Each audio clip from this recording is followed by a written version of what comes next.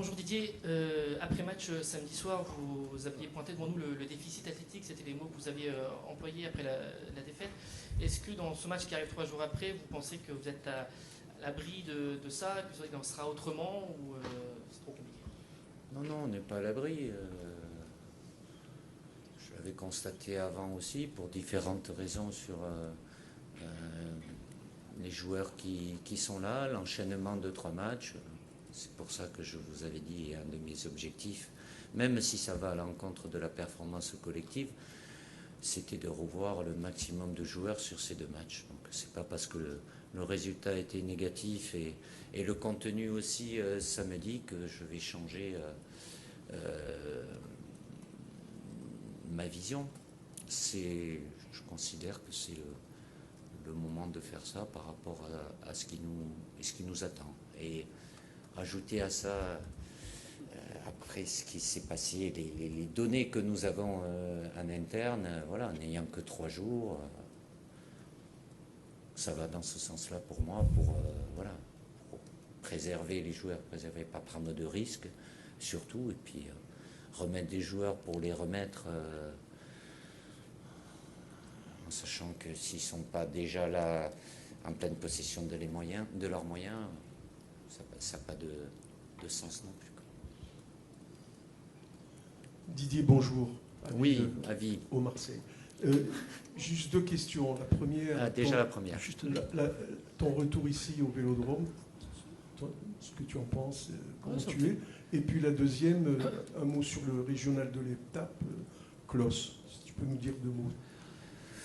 Je suis toujours évidemment content de revenir ici, à Marseille, à titre personnel, mais avec l'équipe de France aussi, parce que bon, évidemment dans ma vie professionnelle, j'ai passé 8 ans de ma vie ici, donc, et 8 ans à Marseille, c'est au moins multiplié par 2, voire par 3. Pas que sur les années, quand je vois les photos quand je suis parti. J'ai une corpulence un peu différente aussi, quoi. Donc je revois beaucoup de personnes dont tu fais partie, qui étaient là, même si tout le monde... Il y a eu du changement depuis, mais voilà. Et puis parce que à travers les souvenirs que je peux avoir, les plus lointains et ceux plus récents avec l'équipe de France, avec cette demi-finale de l'Euro, voilà, c'est toujours un plaisir, même si je sais, par expérience, qu'il vaut mieux venir à Marseille pour un match de compétition que pour un match amical. Mais bon, le régional de l'étape, oui, Jonathan, au-delà du fait d'être en équipe de France, c'est une fierté. Voilà, c'est valable pour d'autres joueurs quand on joue en province, comme c'est le cas en ce moment, et ça sera le cas jusqu'en juin au moins. Évidemment, même s'il y a des supporters qui peuvent venir d'un peu partout, il y aura beaucoup de locaux, donc, ou pour les ex-joueurs aussi, parce qu'il y en a quelques-uns qui sont passés, qui ont porté le maillot de Marseille. Je pense que William, quand il était à Marseille et qu'il avait eu l'occasion de jouer quand on était là, je pense qu'il s'en souvient, parce que chaque fois qu'il touchait le ballon, on pensait qu'il marquait un but. Donc voilà, mais c'est plutôt positif pour ces joueurs-là. J'espère, j'ose souhaiter que pour d'autres qui n'ont pas porté ce maillot, qui en portent d'autres, voilà, c'est l'équipe de France qui est là. Je ne fais pas d'illusions, mais bon, ça serait bien que, voilà, qu'ils soient tous unanimes derrière l'équipe de France demain. Bonjour Didier, Emmanuel Baranguet pour l'agence France Presse. Tu dis souvent que tu as des convictions et pas de certitudes. Et est-ce que le match de samedi a un petit peu bousculé de tes convictions sur l'équipe de France? Est-ce qu'il faut s'inquiéter un petit peu? Je vous laisse ça pour vous inquiéter. Je reste factuel sur ce qu'on a fait ou mal fait et qu'on a à modifier, en tenant compte évidemment dans l'analyse de ce qu'on a en face. C'est jamais un long fleuve tranquille non plus, de par, comme je vous l'ai dit, le fait de vouloir répartir le temps de jeu, pas prendre de risques. Ça amène aussi à une expression collective qui est un peu plus aléatoire. Mais c'était le moment de le faire. Donc, évidemment, il y a une analyse que je peux vous livrer à vous, qui est moins approfondie que celle que je fais avec les joueurs, que ce soit individuellement ou collectivement. Après, bon, Marseille, c'est déjà, moi, depuis hier et le début de l'entraînement, il faut basculer parce qu'on n'a pas trop de temps et c'est le Chili. Didier, bonjour, à ta droite. Oui. Fabrice Samperti, la Provence. Tu le disais, il y a 2 ans, vous étiez venu jouer ici contre la Côte d'Ivoire. Tu parlais des vivas de la foule pour William Saliba, Matteo Guendouzi. Est-ce que c'est une donnée que tu prends en compte pour lancer ou pour relancer des joueurs, lancer un joueur comme Jonathan Klaus, comme tu disais, ou relancer peut-être un joueur comme Matteo Guendouzi? Non, je fais pas si je prends ces critères-là, non. Même si ça peut leur faire plaisir, ça peut coïncider avec le fait qu'ils puissent être amenés à jouer, même si je réfléchis à ça aussi, comme à l'effet négatif pour les autres, qui peuvent être peut-être un peu chambrés, voire un peu plus. Donc, mais bon, de là, ça n'arrive pas à avoir un critère, mais émotionnellement, évidemment que c'est... Je sais que je ne peux pas faire plaisir à tous, mais quand j'ai la possibilité, de toute façon, entre les 11 qui commenceront et les 6 changements possibles, ça laisse de la marge.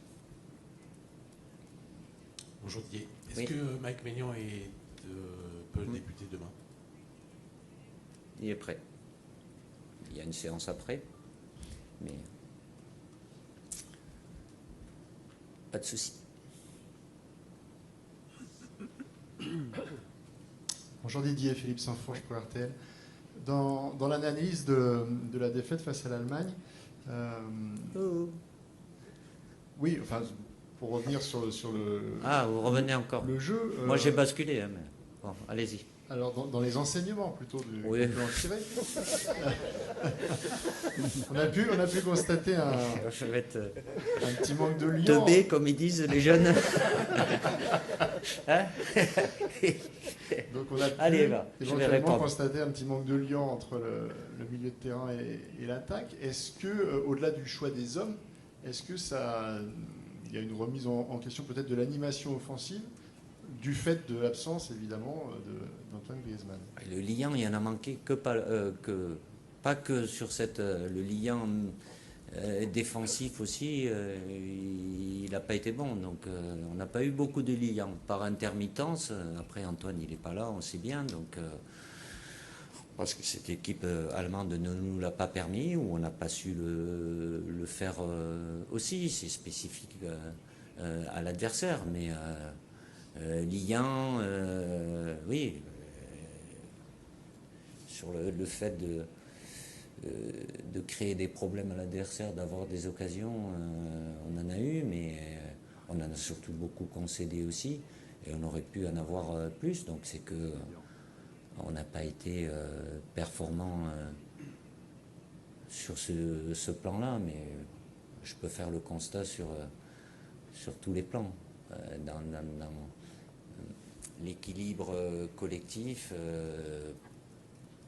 même si après 15 minutes, la dernière demi-heure, la première mi-temps était vraiment intéressante, mais elle est balayée parce que ces 30 minutes-là, parce qu'on fait moins bien sur la deuxième mi-temps. Bonjour Didier, Vincent Duluc à l'équipe. Oui. Donc l'équipe va changer par rapport à vendredi, mais est-ce qu'en tant que groupe, c'est à l'équipe de demain soir de faire oublier ce qui est arrivé vendredi? Oui, aussi. Je sais pas, ça ne sera pas les mêmes, mais ils sont là. Et à partir du moment, ce que je vous dis, je leur dis quand même aussi avant, le fait de commencer le match pour la plus grande majorité d'entre eux et d'avoir du temps de jeu. Alors évidemment, ils savent très bien qu'ils ont leur propre intérêt personnel et individuel d'être performants, mais ça s'inscrit dans un collectif et c'est pas les 11 en comptant les remplaçants qui ont perdu contre l'Allemagne et ceux qui n'ont pas joué. Et là, c'est pareil, donc, parce j'aurais besoin de tout le monde. On ne sait jamais ce qui peut se passer d'ici. Et puis il y en a certains peut-être qui ne sont pas là et qui seront là au mois de mai. Donc c'est collectif. La force collective, elle est au-dessus de tout. Ça, c'est clair.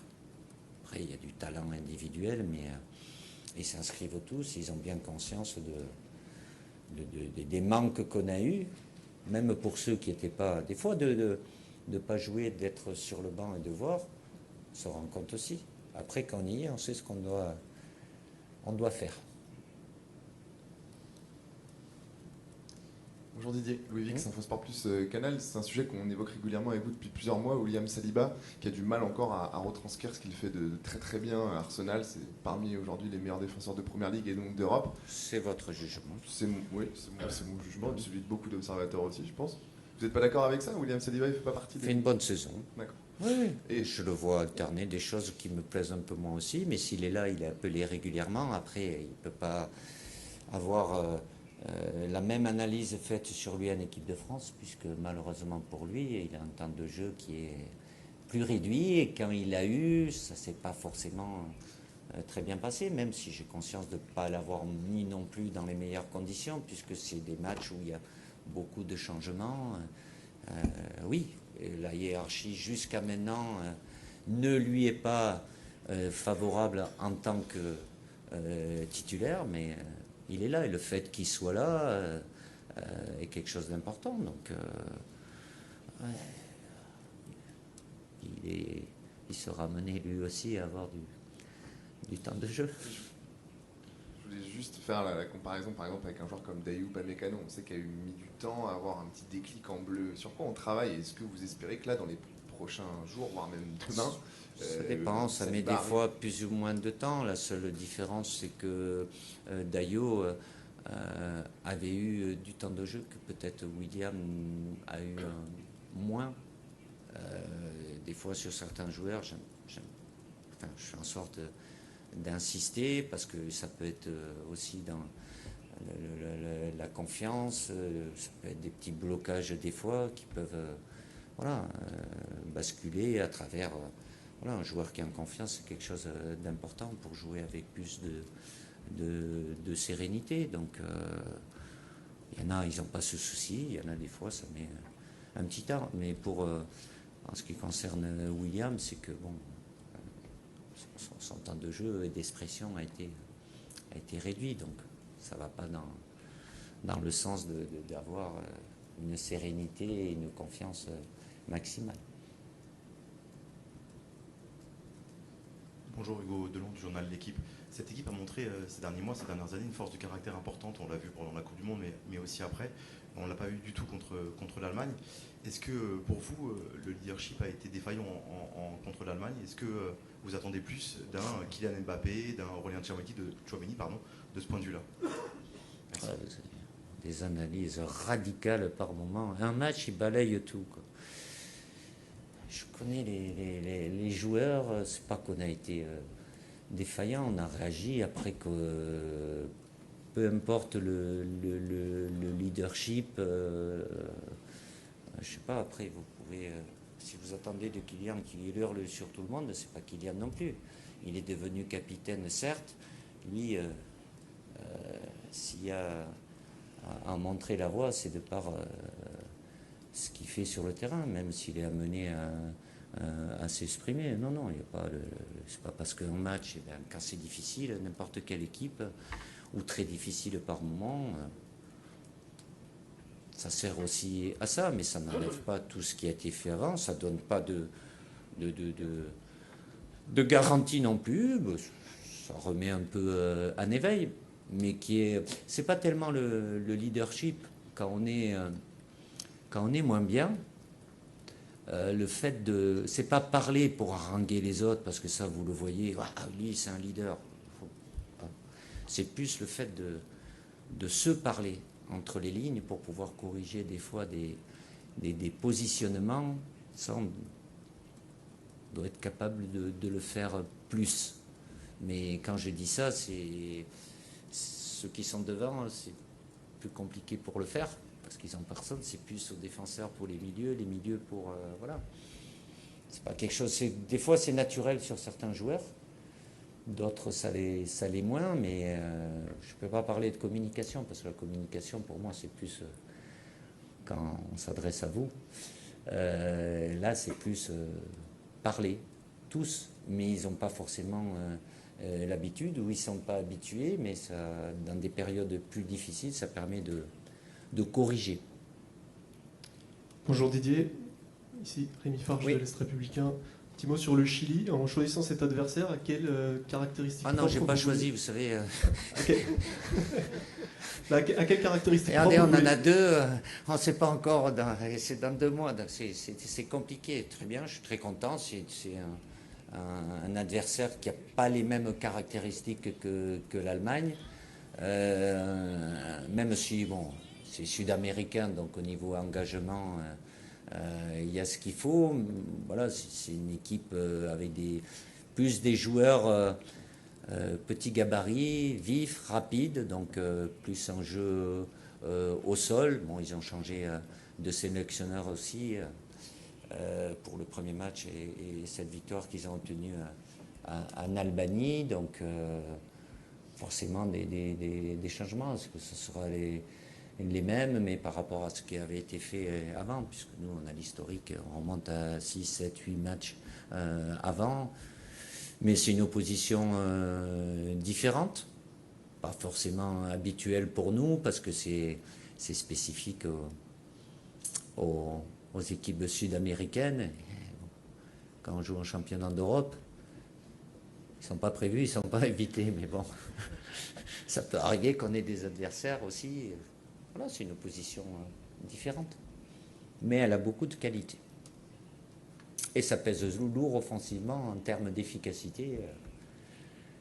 Ils sont entre Vargas et Sanchez, ils sont pas loin de la centaine, à eux deux.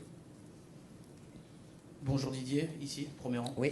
Camille Cadoum pour le journal La Marseillaise. Comme l'a dit Avi justement avant, vous connaissez bien l'ambiance de ce stade Vélodrome.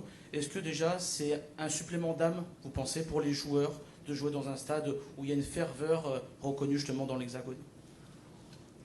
Écoutez, en tant qu'équipe de France, il y a le Stade de France que j'ai connu au début. L'ambiance était plutôt spectateur. On a réussi à travers tout ce qui s'est passé, aussi les services de la fédération, les résultats, avoir du lien, d'avoir vraiment des supporters et une ambiance de stade. L'équipe de France, depuis un moment, partout où elle va, il y a du monde qui la soutient. Voilà, beaucoup de témoignages de sympathie, évidemment, au stade. Voilà. Ici, après, c'est le tempérament méridional, où il y a on est un peu plus démonstratif, expansif, comme dans tous les pays. Hein. Prenez l'Italie, vous savez, ça ressemble un petit peu. Alors, c'est différent. Des fois, on entend certaines choses, certaines phrases, certaines formules typiques, quoi. Mais voilà, qu'il y ait de l'engouement, parce que ça sera à nous aussi, mais le lien fort qu'il y a et ce soutien populaire, c'est quelque chose de très important pour l'équipe de France, et on fait en sorte de l'entretenir et de le maintenir et de l'entretenir, parce que pour les joueurs, c'est quelque chose qui est essentiel. Merci Didier. Merci. Entraînement ouvert à 18h pendant un quart d'heure. À tout à l'heure.